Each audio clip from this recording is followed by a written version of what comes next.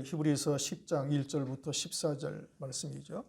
내용이 좀 길죠. 또 오늘도 내용이 길은데 이제 10절까지의 내용이 이제 예수 그리스도께서 온전한 제물이 되시고 예수 그리스도를 위해서 이제 모든 그 구약의 제사의 법도 규례를 정하셨음을 말씀하고 있어요.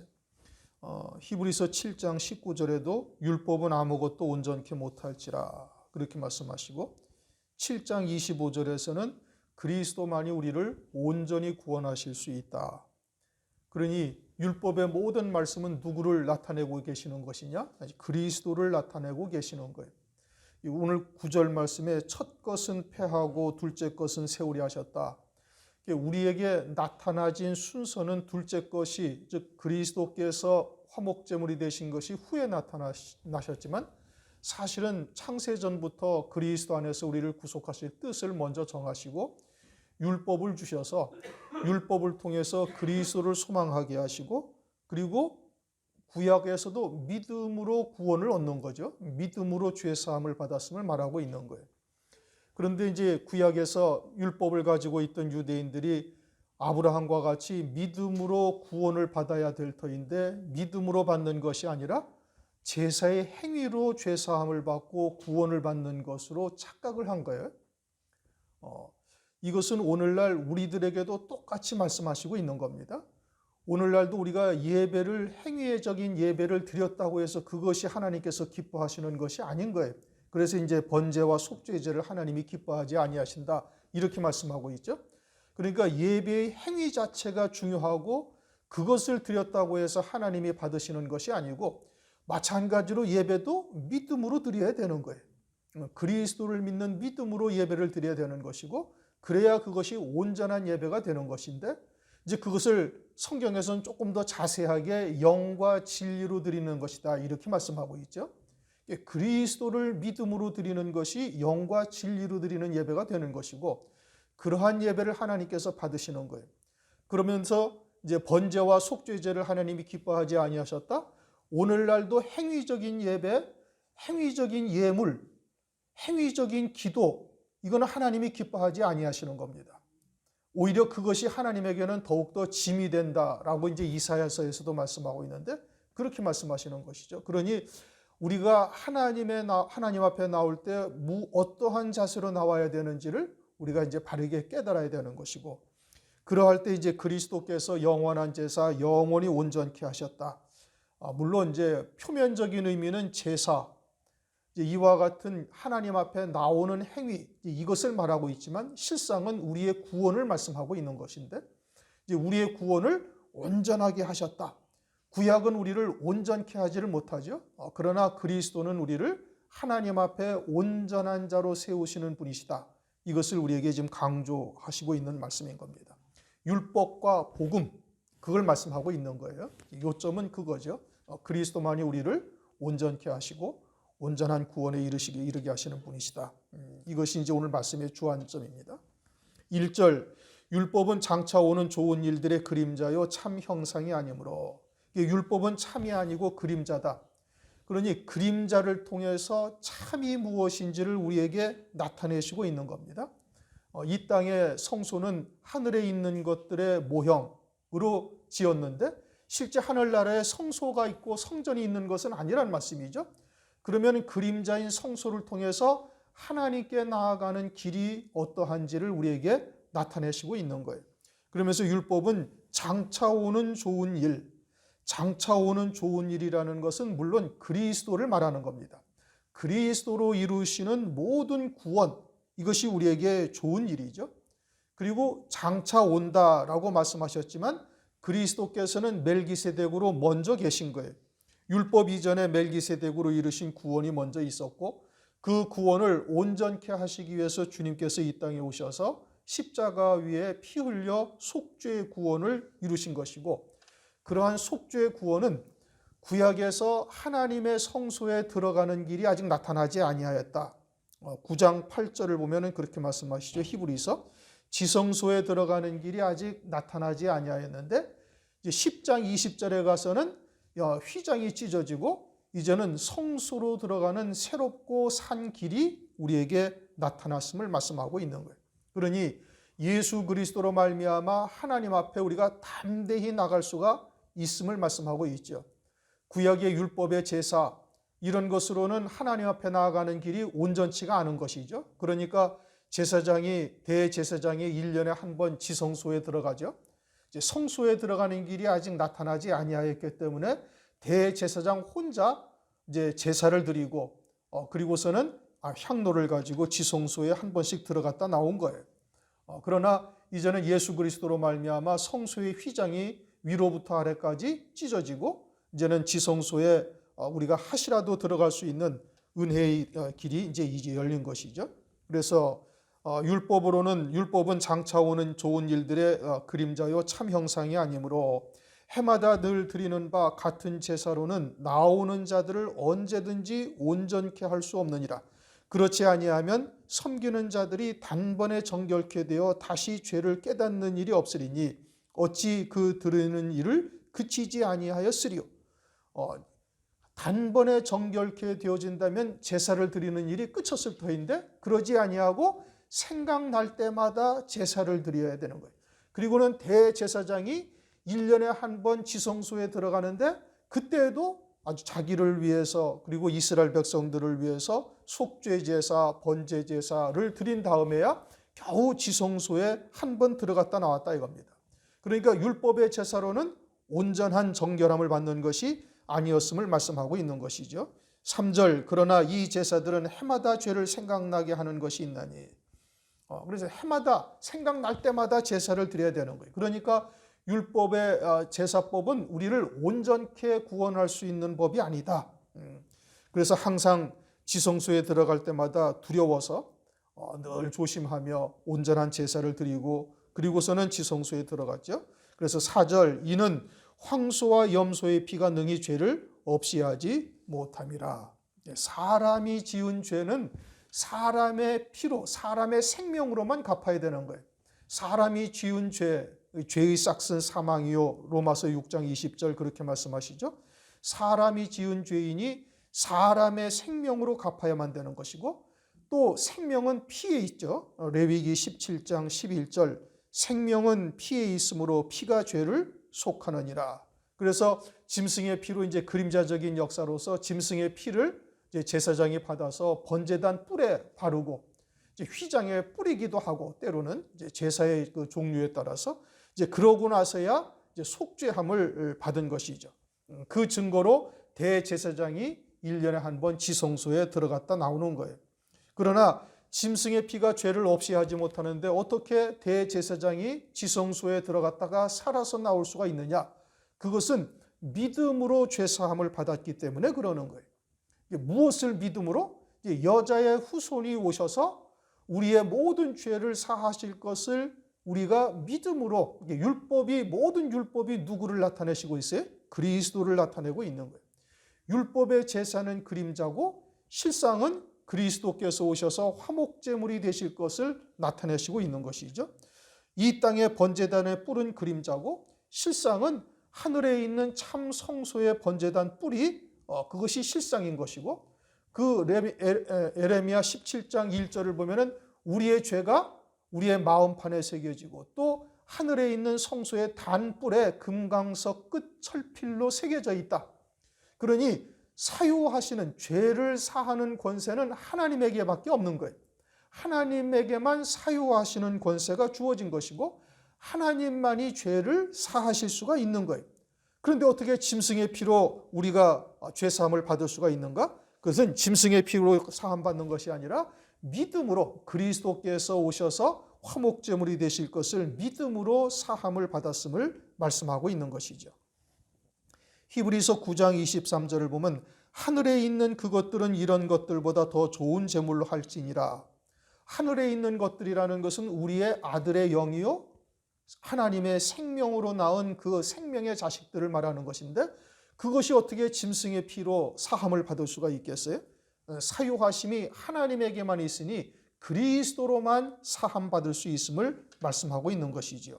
그러니 우리가 그리스도 안에서 구속받은 것이 얼마나 큰 은총인가 우리가 늘 생각해야 되는 겁니다. 로마서 8장 1절 2절 말씀하시기를 그러므로 이제 그리스도 예수 안에 있는 자에게는 결코 정죄함이 없나니 이는 그리스도 예수 안에 있는 생명의 성령의 법이 죄와 사망의 법에서 너를 해방하였습니다. 그리스도 예수 안에 있다라는 것은 이제는 그리스도 안에서 새 피조물, 세례받은 자요, 새 생명으로 사는 자인 것을 말씀하고 있는 겁니다. 그러므로 그리스도 안에서 세례받은 새 생명으로 사는 자는 이제 결코 정죄함이 없다. 흠없는 그리스도의 피로 영원한 속죄의 구원을 받았음을 말씀하고 있는 것이지요. 이제 5절 그러므로 세상에 임하실 때 가라사대 세상에 임하신다라는 것은 주님께서 화목제물이 되시고자 이 땅에 임하실 때를 말씀하고 있는 것이고 그 이하의 말씀은 시편 40편 6절에서 8절까지의 말씀인 겁니다. 이제 다윗의 시인데 다윗을 통해서 예수 그리스도를 우리에게 말씀하고 있는 것이죠. 하나님이 제사와 예물을 원치 아니하시고 하나님이 제사와 예물을 원치 아니하신다는 하나님은 성부 하나님을 말하는 것입니다. 6절에도 동일하게 말씀하시죠. 전체로 번제함과 속죄제는 기뻐하지 아니하시나니 제사와 예물을 하나님께서 기뻐하시는 것이 아니다. 그러면 왜 율법에 제사와 예물을 드리라고 말씀하셨는가? 거기에다가 4절에서는 염소나 황소의 피 또는 송아지의 피가 능히 죄를 사하지 못한다고 말씀하고 있죠. 그러면 기뻐하지도 아니하시는 제사 또 사할 수도 없는 짐승의 피로서 제사를 왜 드리라고 하셨는가? 그것은 참 형상인 그리스도를 믿음으로 죄사함을 받았음을 유대인들로 하여금 알게 하시기 위하신 거예요. 그리고서는 그래서 그 다음에 말씀하시기를 오직 나를 위하여 한 몸을 예비하셨도다. 그리스도께서 이 땅에 오셔서 화목제물 되실 것을 미리 이미 하나님께서 예비하셨음을 말씀하고 있어요. 그래서 세례 요한도 그리스도가 이 땅에 세상 죄를 지고 가는 하나님의 어린 양이다라고 요한복음 1장 29절에 증거하고 있는 겁니다. 예수 그리스도께서 하나님이 예비하신 속죄 제물인 것을 말씀하고 있는 것이죠. 그리스도께서 오셔서 피 흘려 속죄 구원을 이루실 것을 믿음으로 죄 사함을 받는 것을 말씀하고 있는 겁니다. 7절 이에 내가 말하기를 하나님이여 보시옵소서 두루마리 책에 나를 가리켜 기록한 것과 같이 하나님의 뜻을 행하러 왔나이다 하시니라. 주님께서 이 땅에 오신 것은 그렇게 화목제물이 되려 오실 것을 이제 말씀하고 있는데 주님도 그것을 친히 아시고 말씀하셔요. 요한복음 12장 27절 지금 내 마음이 민망하니 무슨 말을 하리요 아버지여 나를 구원하여 이 때를 면하게 하여 주옵소서. 그러나 내가 이를 위하여 이 때에 왔나이다. 내가 이것을 위해서 이 일을 위해서 이 때에 왔다라고 주님도 아시고 있는 거예요. 그러니 5절에서 한 몸을 예비하셨도다라는 한 몸은 곧 예수 그리스도를 말씀하고 있는 겁니다. 그리고 그것을 우리의 믿음의 조상인 아브라함에게도 나타내셨어요. 아브라함이 창세기 22장에 이삭을 번제로 드리라 하신 하나님의 말씀을 쫓아 모리아산에 가죠. 모리아산에 가서 이삭을 하나님께서 아브라함이 잡으려고 할 때 하나님께서 멈추게 하시고 그리고서는 수풀에 걸린 한 순양을 바라보고 그리고 그 순양을 갖다가 이삭을 대신해서 제물로 하나님 앞에 번제를 드립니다. 그것이 하나님께서 하나님의 어린 양을 예비하신다라고 이제 아브라함이 고백을 하는데 훗날 주님께서 요한복음에 무엇이라 말씀하시는 거 아니? 요한복음 8장 56절 너희 조상 아브라함은 나의 때 볼 것을 즐거워하다가 보고 기뻐하였느니라. 나의 때 볼 것을 즐거워하다가 보았다 이겁니다. 보고 기뻐하였다. 그러면 주님의 때를 봤다는 것은 언제 본 거예요? 모리아산에서 수풀에 걸린 순양을 본 거예요. 그리고 나의 때 볼 것을 즐거워하다가 그 앞서서 계속 주님의 때가 주님이 이 땅에 오실 것을 생각하고 그것을 즐거워하다가 보고 기뻐하였다. 그럼 언제부터 주님이 이 땅에 오셔서 화목제물 되실 것을 언제부터 아브라함이 깨달았나요? 그건 창세기 14장 멜기세덱을 만난 이후에 아브라함이 그것을 깨달은 거예요. 가죽옷을 입고 산자가 된 것이 멜기세덱께서 제사를 드리시고 가죽옷을 지어 입히신 것을 아브라함이 깨달은 것이죠. 그래서 멜기세덱이 가지고 와서 아브라함에게 준 것이 떡과 포도주를 아브라함에게 가지고 왔고 아브라함이 그 멜기세덱을 만나자 10의 1조를 드림으로 하나님이신 것을 깨닫고 그 성자 하나님께서 이 땅에 제물로 오실 것을 알고 있었던 거예요. 그래서 나의 때 볼 것을 즐거워하다가 보고 기뻐하였다고 이렇게 말씀하고 있는 겁니다. 그러므로 주님이 하나님께서 예비하신 그 한 몸이시죠. 구약의 제사는 그리스도께서 오셔서 제물이 되실 것을 우리에게 그림자로 계시하신 것이고 그 한 몸은 곧 예수 그리스도를 말씀하고 있는 겁니다. 그러므로 아담에게 말씀하신 여자의 후손이요, 아브라함에게 나타나신 멜기세덱을 말씀하시는 것이고 그분이 하나님의 어린 양이신 것이고 다윗의 입을 의탁하셔서 말씀하신 하나님의 아들인 겁니다. 그러한 하나님의 사랑을 믿음으로 죄 사함을 받은 것이죠. 제사의 행위로 죄사함을 받는 것이 아니다 이겁니다. 그래서 8절 위에 말씀하시기를 제사와 예물과 전체로 번제함과 속죄제는 원치도 아니하고 기뻐하지도 아니하신다 하셨고 이는 다 율법을 따라 드리는 것이라. 그러니 율법을 따라 드리는 번제와 속죄제 이와 같은 제사는 하나님이 원하지도 아니하시고 기뻐하지도 아니하신다. 그것은 하나님께서 그림자로 두신 것이고 그리스도를 우리에게 나타내시고 있는 겁니다. 그러니 오실 그리스도를 소망하며 믿음으로 드리는 제사를 하나님께서 기뻐하시는 거예요. 그런데 유대인들은 제사의 행위 자체에다가 중점을 두고 그것으로 죄사함을 받았다라고 생각을 하니 그와 같은 제사의 행위를 하나님은 기뻐하지 아니하시는 겁니다. 이사야서 1장 12절에서 14절 너희가 내 앞에 보이러 오니 그것을 누가 너희에게 요구하였느냐 내 마당만 밟을 뿐이니라. 헛된 죄물을 다시 가져오지 말라.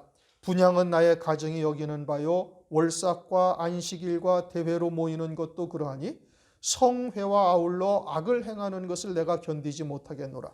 내 마음이 너희의 월삭과 정한 절기를 싫어하나니 그것이 내게 무거운 짐이라. 내가 지기에 곤비하였느니라.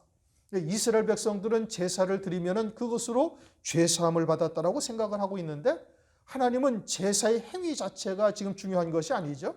그것을 통해서 오실 그리스도, 여자의 후손으로 오실 그리스도를 소망하며 하나님 앞에 감사와 찬송을 드려야 될 것이고 하나님의 사랑을 깨달아야 될 터인데 그러지 못하고 제사의 행위만 드렸으니 이스라엘 백성들을 하나님께서 무거운 짐이다.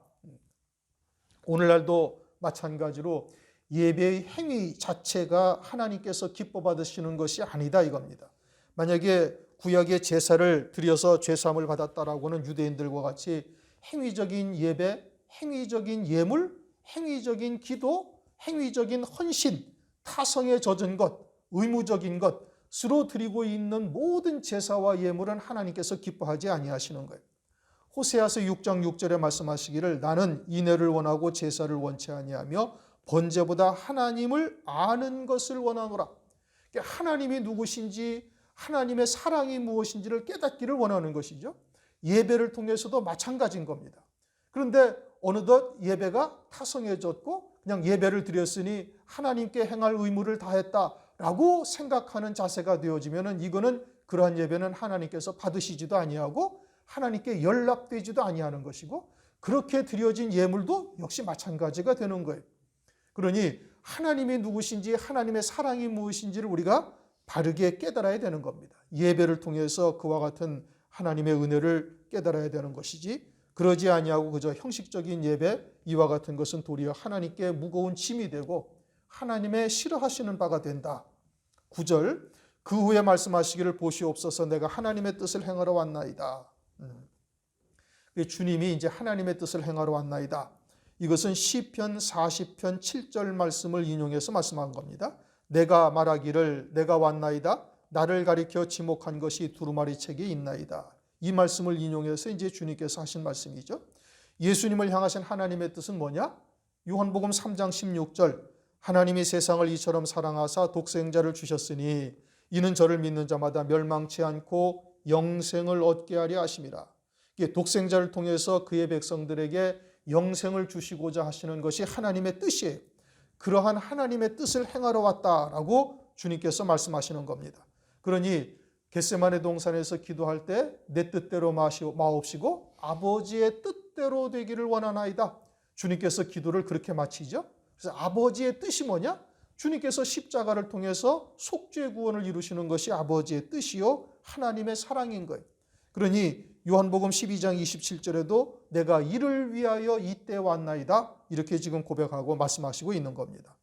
주님께서는 하나님 아버지의 기뻐하시는 제물이 되시죠. 세상 죄를 지고 가는 하나님의 어린 양이 되시는 겁니다.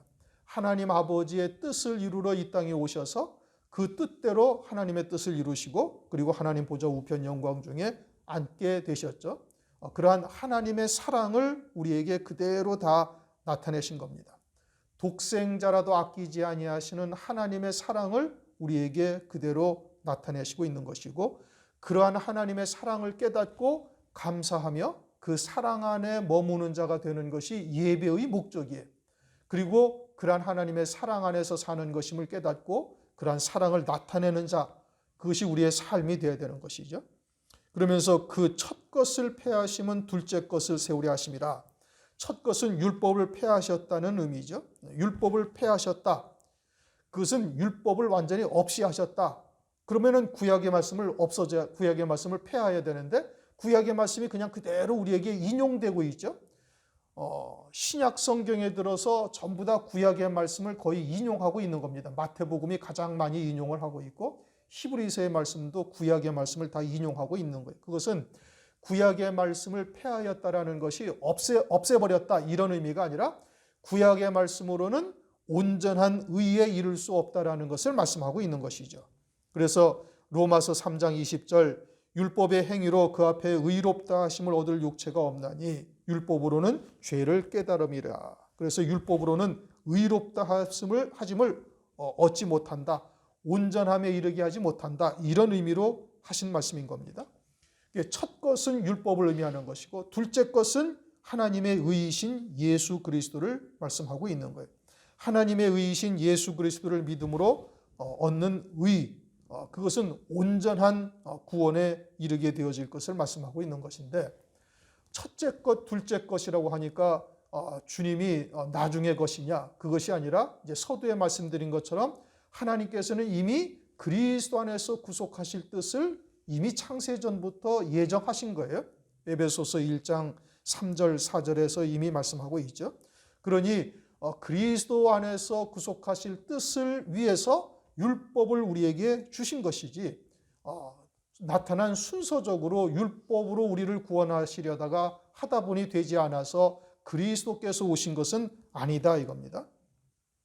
그런데 이제 오늘 말씀에도 보면은 율법을 첫 것을 폐하셨다 이렇게 말씀하시니까 이제 하나님의 말씀의 온전하신 뜻, 즉 복음 안에서의 율법이 무엇을 의미하는지를 깨닫지 못하고 율법적인 모든 것들이 다 폐하여졌다.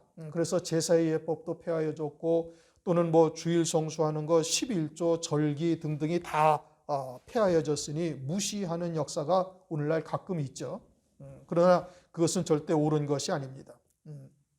로마서 3장 31절 그런즉 우리가 믿음으로 말미암아 율법을 폐하느뇨 그럴 수 없느니라 도리어 율법을 굳게 세우느니라. 로마서 3장 31절에서는 또 도리어 율법을 굳게 세운다고 말씀하고 있어요. 그러면은 이러한 말씀이 한쪽에서는 율법을 폐한다고 말씀하시고 또 한쪽에서는 율법을 굳게 세운다고 말씀하시니 이것이 문자대로의 의미를 말씀하는 것이 아니다 이겁니다. 문자대로의 의미가 아니라 이제는 복음 안에서의 율법의 의미가 무엇인지를 우리가 다시 잘 살펴봐야 되는 것이고 그것은 요한일서 2장 7절 8절에서 말씀하시는 것처럼 옛 계명 그대로이되 이제는 그리스도 안에서 새로운 계명이 된 것이죠. 율법이 정죄의 법이 아니라 살리는 법이요 영의 법이요 생명의 법이요 성령의 법으로 바뀌어졌음을 우리에게 나타내시고 있는 겁니다. 복음 안에서의 율법이 무엇인지를 명확하게 깨달아야 되는 겁니다. 그래야 하나님의 온전하신 구원의 뜻을 깨달을 수가 있는 거예요. 제사의 예법도 마찬가지죠. 제사의 법은 행위적인 제사의 법은 폐하여졌어요. 그러나 이제 그리스도 안에서 어떻게 하여야 우리가 산 제사, 산 제물로 하나님 앞에 온전히 드려질 수 있는지를 이제 율법의 제사법을 통해서 우리에게 나타내시고 있는 것이니, 그러니 율법이 폐하여졌다는 의미는 그러한 의미에서 하시는 말씀이요, 또 율법을 굳게 세운다는 의미도 역시 마찬가지로 그러한 의미에서 하시는 것입니다. 그러니 하나님의 말씀의 참 뜻이 무엇인지를 바르게 깨닫지 못하면 그저 성경에 있는 말씀들을 다 없애버리는 이상한 곳으로 돌아가게 되는 것이죠. 10절, 이 뜻을 쫓아 예수 그리스도의 몸을 단번에 들이심으로 말미암아 우리가 거룩함을 얻었노라. 이 뜻을 쫓아라는 것은 이제 그리스도께서 이 땅에 오셔서 온전함에 이르게 하시는 것이라는 하나님의 뜻을 쫓아 주님께서 오셔서 단번에 그 몸을 들이셨다. 그리고 그로 말미암아 우리가 거룩함을 얻었다. 거룩함을 얻었다라는 것은 그리스도로 옷 입었다라는 뜻인 겁니다. 갈라디아서 3장 27절, 너희 누구든지 그리스도와 합하여 세례를 받는 자는 그리스도로 옷 입었느니라. 그러니까 외적으로는 우리가 거룩함을 입은 거예요. 그러나 우리의 속은 여전히 예전과 다를 바가 없으니 이제 우리의 속 사람이 그리스도의 형상으로 세워져 가도록 말씀을 통해서 우리를 이제 이끌어 가시는 겁니다. 11절, 제사장마다 매일 서서 섬기며 자주 같은 제사를 드리되 이 제사는 언제든지 죄를 없게 하지 못하거니와. 제사의 예법으로는 우리가 온전하지 못하다, 죄를 없게 하지 못한다. 그런데 왜 드리라고 하셨어요? 그것은 그리스도를 우리에게 나타내시기 위해서 그러는 거예요. 장차 오실 여자의 후손 그리스도로 말미암아 죄사함 받을 것을 믿음으로 드리는 거예요. 그러니까 아브라함도 믿음으로 의에 이른 것이죠. 그 믿음에 인친 것이 할례인 겁니다. 할례를 받으니 아브라함의 자손이요 하나님의 백성이 되는 것이 아니고 믿음으로 의가 된 것을 인친 것이 할례인 거예요. 그러니 오늘날도 역시 마찬가지로 예배의 행위 그 자체가 중요한 것이 아니라 믿음이라는 기본적인 신앙의 자세가 중요한 것이고, 그것은 하나님의 의이신 예수 그리스도를 믿음으로 드리는 예배, 그것이 온전함에 이르게 되어지는 것을 말씀하는 겁니다. 오늘날 어떻게 해야 하나님 앞에 온전한 예배를 드릴 수 있는가? 그것은 이제 구약의 제사법을 통해서 우리에게 계시하고 있는 겁니다. 구약의 제사와 같이 하나님 앞에 낱낱이 번제제사, 속죄제사 또는 화목제물과 같은 제사의 법도를 통해서 산제물이 되어지는 길이 무엇인지를 우리에게 나타내고 있는 것이죠.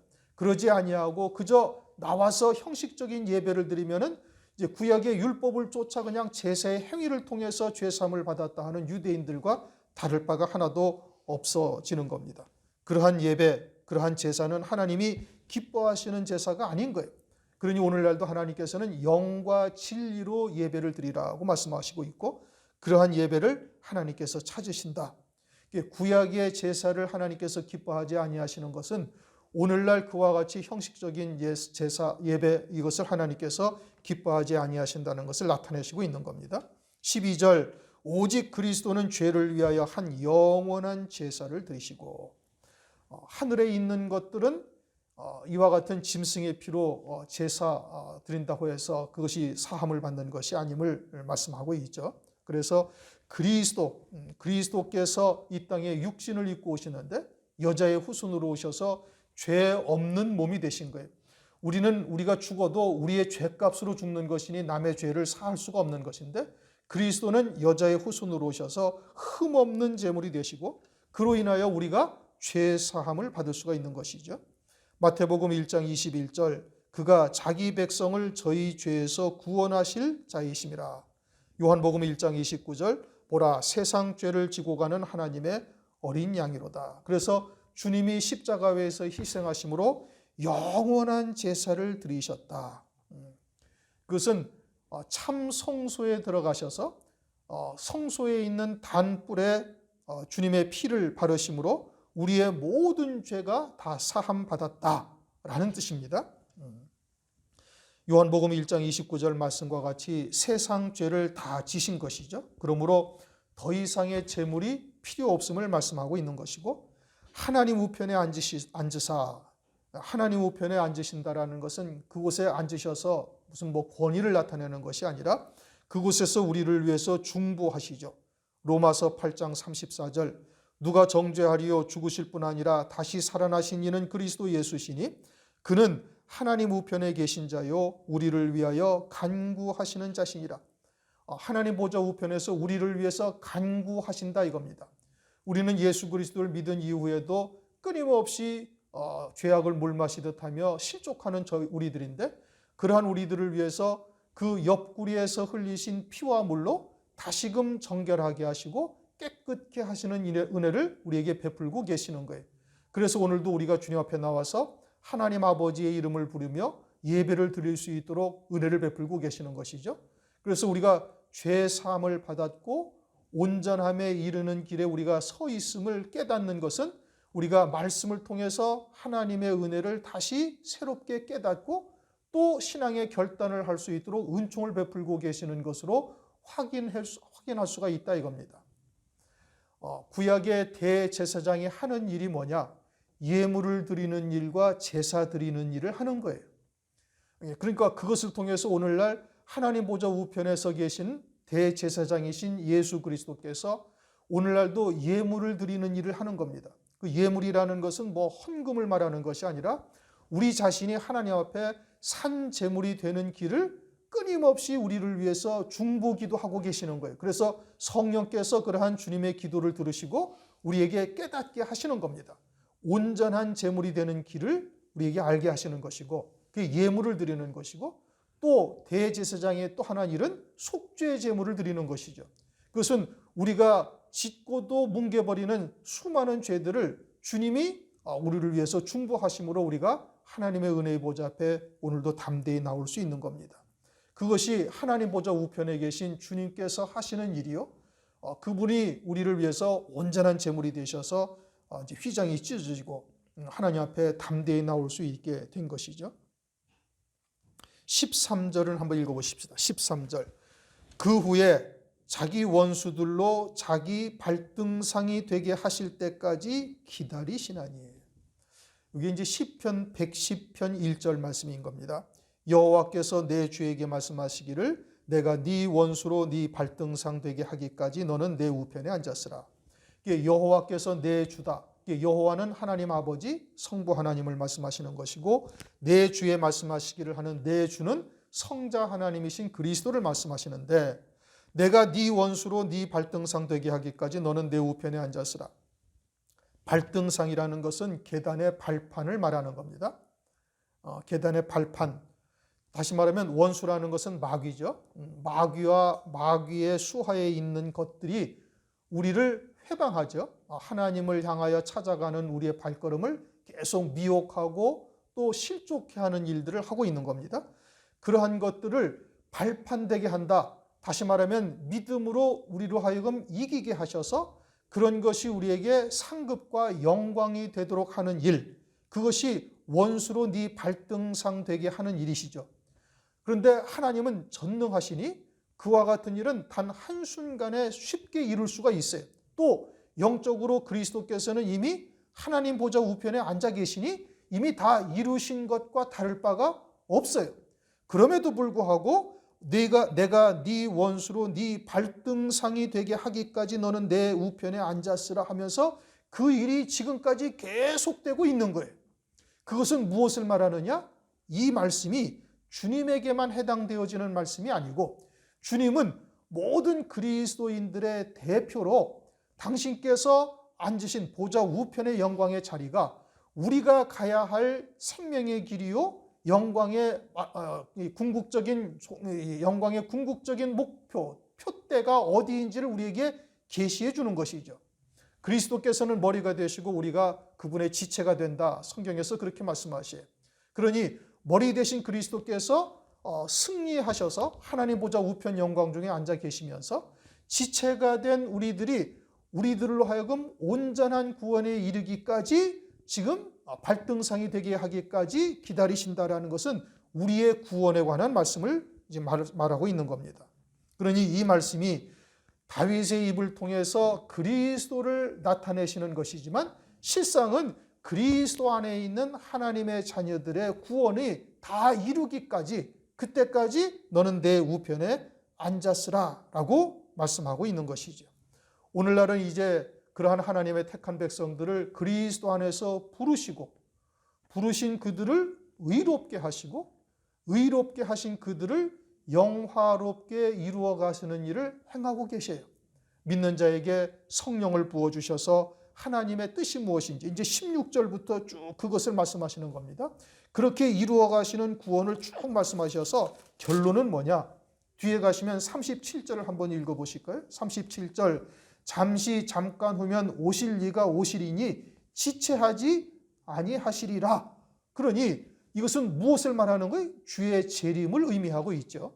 그러니 그리스도께서 이 땅에 오셔서 희생제물이 되시고 부활 승천하셔서 하나님 보좌 우편에 앉아 계시다가 주님께서 다시 오실 때까지 하나님의 자녀들의 구원을 이루셔서 그들의 발판이 되게 하시는데 주의 재림으로 말미암아 그 모든 구원이 다 종결된다라는 것을 말씀하시고 그때까지 주님이 하나님 보좌 우편에 앉아 계시라고 말씀하신 것이 시편 110편 1절 말씀이다 이 뜻인 겁니다.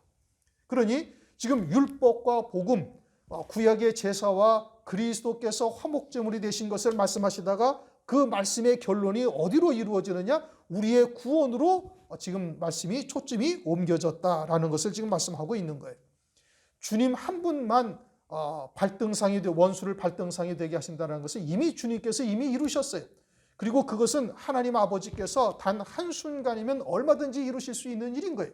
그런데도 불구하고 주님을 내가 네 원수로 네 발등상 되게 하기까지 내 우편에 앉았으라 하신 말씀은 주님에게 관한 말씀이 아니라 그리스도 안에서 부르심을 입은 오늘날의 우리들까지 그리고 주님의 재림하실 때까지 이루어지는 모든 하나님의 자녀들의 구원 그것을 지금 말씀하고 있다 이런 뜻인 겁니다. 그래서 14절 그렇게 말씀하시는 거예요. 저가 한 제물로 거룩하게 된 자들을 한 제물이라는 것은 그리스도죠. 그리스도 안에서 거룩하게 된 자들 거룩이라는 것은 하나님에게만 해당되어지는 단어인 겁니다. 우리가 어떻게 거룩하게 되어졌어요? 그리스도를 믿음으로 그리스도로 옷 입은 자가 되었기 때문에 거룩함을 입은 거예요. 그러면 모든 그리스도인들이 다 거룩함을 입었다라는 이 말씀에 해당되어지는가? 그렇지가 않습니다. 그것은 지금 주님께서는 어디 계세요? 하나님 보좌 우편 영광 중에 계세요. 하나님 보좌 우편 영광 중에 계시는데 이것은 주님 한 분만 하나님 보좌 우편 영광 중에 계신 것이 아니고 에베소서 2장 5절 6절 말씀을 보면 그리스도 안에서 우리를 살리셨고 그리스도와 함께 우리를 하늘에 앉히셨다라고 말씀하고 있어요. 그러므로 지금 거룩하게 된 자들이라는 것은 무엇을 말하는가? 비록 우리가 지금 이 땅에서 육신을 입고 살아가고 있지만 육신으로 사는 자가 아니요 그리스도와 함께 하늘에 앉힌 바 되어진 그 생명이 나의 삶의 주체가 되고 자기의 참 자아인 것을 깨닫고 그 믿음으로 사는 자들에게 딱 국한되는 겁니다. 무슨 얘기인지 이해가 되셨습니까? 다시 한번 설명을 드릴게요. 지금 13절에서 지금 12절에서 그리스도께서 죄를 위하여 영원한 제사를 드리셨다. 누구의 죄? 우리의 죄를 위해서. 하나님을 위해서 한 거 아니에요? 우리의 죄를 위해서 한 영원한 제사를 드리고 어디에 계셔요? 하나님 우편에 앉아 계신 거예요. 그리고 그 후에 자기의 원수들로 자기 발등상 되게 하실 때까지 기다리신단 말이죠. 이제 말씀드린 것처럼 그리스도 안에 있는 하나님의 자녀들로 하여금 온전한 구원에 하나님께서 예비하신 구원에 다 이르기까지 그것은 어제까지 잠깐 후면 주께서 이 땅에 다시 오시는데 그때까지 이루어질 모든 구원을 말하는 거예요. 그러면서 저가 한 제물로 거룩하게 된 자들 거룩하게 된 자들이라는 것은 그리스도를 믿음으로 말미암아 그리스도로 옷 입은 자들인데 그러면 그리스도를 믿는 모든 하나님의 자녀들을 말하는 것이냐? 그것이 아니다 이겁니다. 그럼 누구를 거룩하게 된 자들이라고 말하는 거예요? 그리스도와 함께 하늘에 앉아 있는 자들을 말하는 것이고 그것은 이미 그리스도와 함께 우리의 육체는 죽었고 이제는 나는 그리스도 안에 있는 새 생명으로 사는 자라는 그 믿음으로 사는 자들에게 국한된 말씀이에요. 모든 교인, 모든 그리스도인들을 말하는 것이 아니란 말씀이에요. 지난 금요일 날 어제 그저께 영이 죽은 자와 혼이 죽은 자에 대해서 설명을 드렸어요. 그렇죠?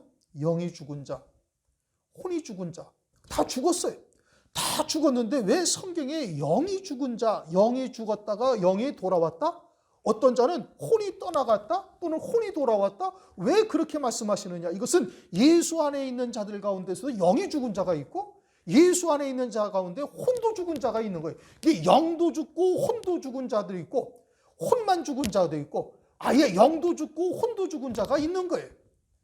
그러니까 그들은 그리스도 안에 있다 할지라도 그들을 죽은 자라고 얘기하는 겁니다. 디모데후서 4장 1절에 산자와 죽은 자를 심판하실 그리스도란 말씀이에요.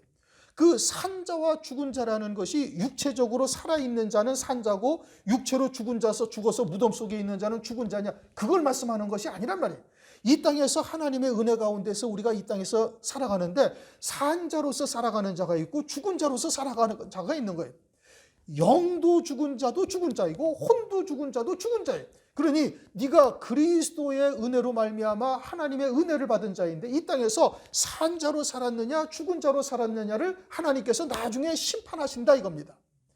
가룟 유다와 같이 생명책에 기록되지 못한 자는 심판의 대상이 아니죠. 그것은 이미 심판받은 자인 것이고 하나님의 자녀들로서 그리스도의 피로 속죄의 구원함을 받았는데 네가 그렇게 속죄의 구원을 받은 하나님의 거룩하신 피를 그 사랑을 입은 자로서 어떠한 삶을 이 땅에 살았는지 하나님께서 심판하시는 거예요. 그래서 그 산자와 죽은 자를 심판하시는데 지금 여기에서 거룩함을 입은 자들이라는 것은 죽은 자들은 해당이 안 된다 이 뜻인 겁니다. 무슨 얘기인지 이해가 되셨습니까? 그러면 산 자들은 뭘 말하는 거예요? 그리스도와 함께 하늘에 앉힌 바 되어진 자. 왜 굳이 하나님 보좌 우편에 앉으셨다고 여기에 강조해서 말씀하여 그냥 예수 그리스도를 믿는 자 이렇게 말씀하시면 될 텐데 그렇게 말씀하지 않으시고 하나님 보좌 우편에 앉으셨느니라. 그 하나님 보좌 우편에 앉으신 자와 함께 있는 자들이 거룩함을 입은 자들이고 그들을 하나님께서 어떻게 하신다고요? 온전케 하신다 이 뜻인 겁니다.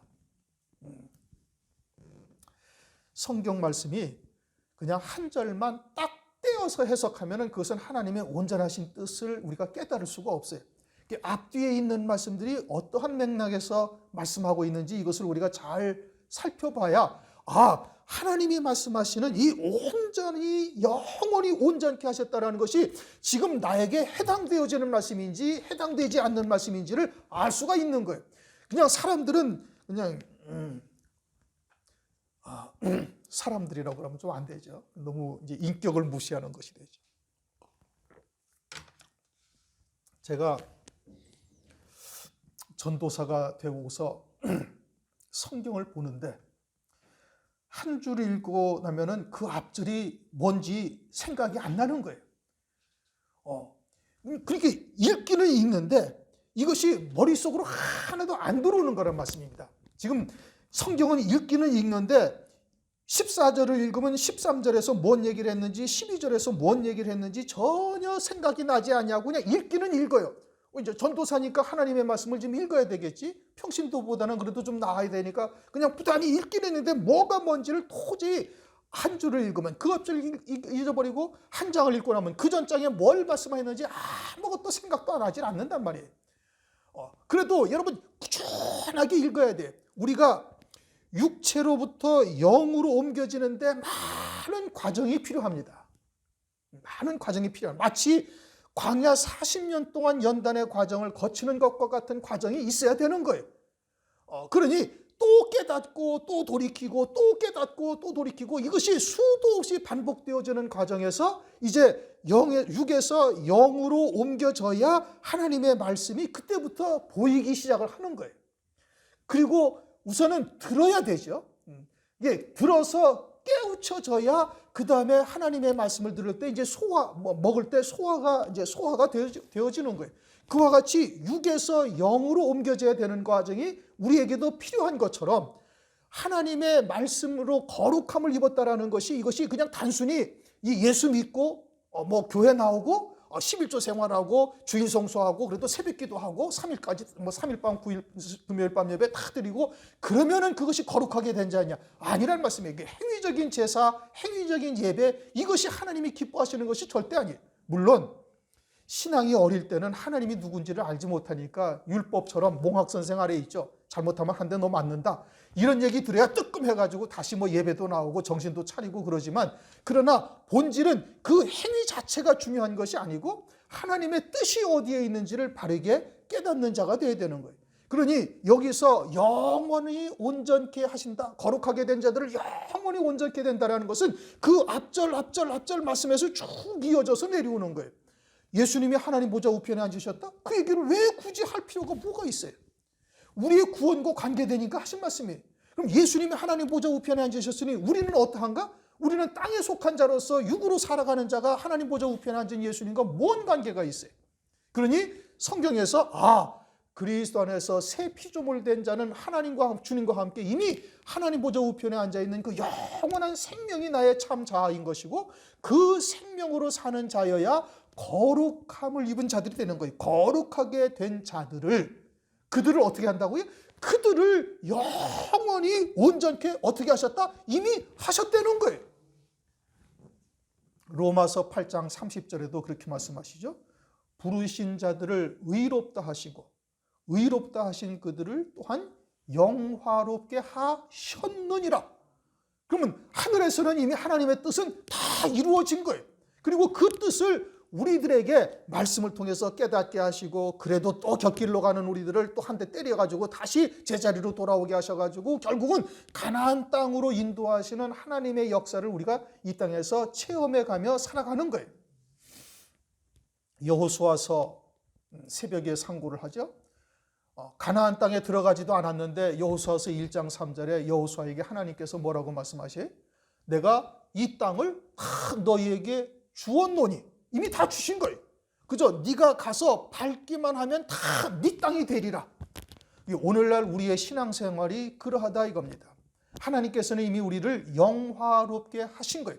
이제 거룩하게 된 자들이 무엇인지를 깨달았으면 하나님께서 이미 그 거룩하게 된 자들은 이미 영화롭게 하셨다는 것이고, 그 영화롭게 하셨다는 뜻이 무엇인지는 성경을 통해서 깨달아가는 것이요. 그리고 종국적으로는 잠깐 후면 다시 오실 하나님, 그때 모든 우리의 구원, 영화롭게 하시는 일이 끝나는 거예요. 그것은 주의 재림이죠. 그 앞에 이제 환란이 있음을 우리가 알고 있는 것이고, 그와 같이 하나님께서 이루실 뜻이 무엇인지를 우리에게는 이미 알게 하셨으니 믿음으로 발걸음을 내디디면 되는 것이죠. 에베소서 2장 10절에 이렇게 말씀하십니다. 우리는 그의 만드신 바라 그리스도 예수 안에서 선한 일을 위하여 지으심을 받은 자리. 우리는 누가 만드셨다고요? 하나님이 만드셨어요. 하나님이 다 조성하신 겁니다. 우리의 자라온 환경을 통해서 나를 만들어 가시는 거예요. 그리고 말씀을 통해서 이제 속사람을 만들어 가시는 거예요. 그리고 그 그리스도 예수 안에서 선한 일을 위하여, 하나님 예수 안에서 선한 일은 하나님의 뜻이죠. 그것은 창세전에 우리를 위해서 하늘에 예비하신 영광, 그것이 하나님의 선한 일을 위하여 우리가 지으심을 받은 자니, 이 일은 하나님이 전에 예비하사 이제 창세전부터 하나님의 기쁘신 뜻 가운데 우리를 예정하사 우리로 그 가운데서 행하게 하려 하심이라.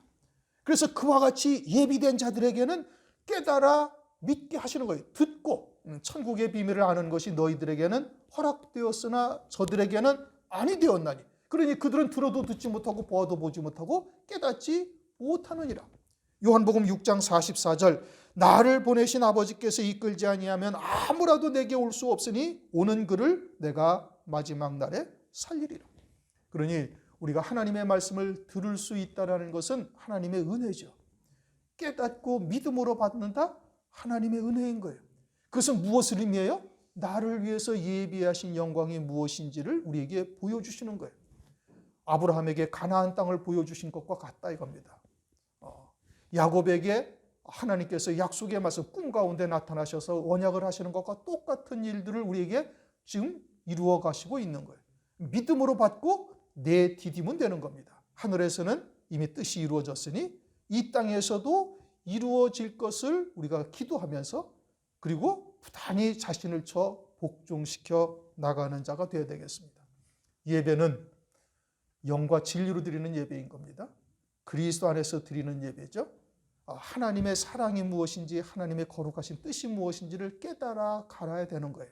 하나님의 사랑을 알아야 되는 것이고, 그러한 하나님의 사랑 안에서 우리가 다시 한번 소망을 가지고 또 믿음으로 결단을 하면서 나가는 자, 그것이 예배를 온전히 드린 자가 되는 겁니다. 오늘 예배도 그러한 예배가 되시기를 축원하면서 기도하시겠습니다. 하나님 아버지 감사합니다. 오늘도 히브리서의 말씀을 통해서 율법과 복음, 그리스도가 얼마나 크신 하나님의 은혜요 사랑인지를 다시 한번 깨닫게 하심을 감사를 드립니다. 그리스도로 말미암아 이제는 성소에 들어갈 수 있는 길이 우리에게 나타났으니 이 또한 감사할 뿐 아니라 이제는 그와 같이 하나님께서 거룩하게 하신 자들을 영원히 온전케 하셨다 하신 말씀의 뜻이 무엇인지를 다시 한번 새길 수 있도록 은혜 베풀어 주심을 감사드립니다. 그러한 하나님의 사랑을 우리가 온전히 깨닫고 이제는 믿음의 결단을 하며 더 주님께로 가까이 다가갈 수 있는 저희들 되도록 은혜 위에 은혜를 더하여 주시옵소서. 이제 다가올 환난과 또 주의 재림을 그리스도의 신부로 맞이할 수 있는 은혜를 저희들에게 허락하여 주시기를 원하옵고 예수 그리스도의 이름으로 감사하며 기도드립니다. 아멘.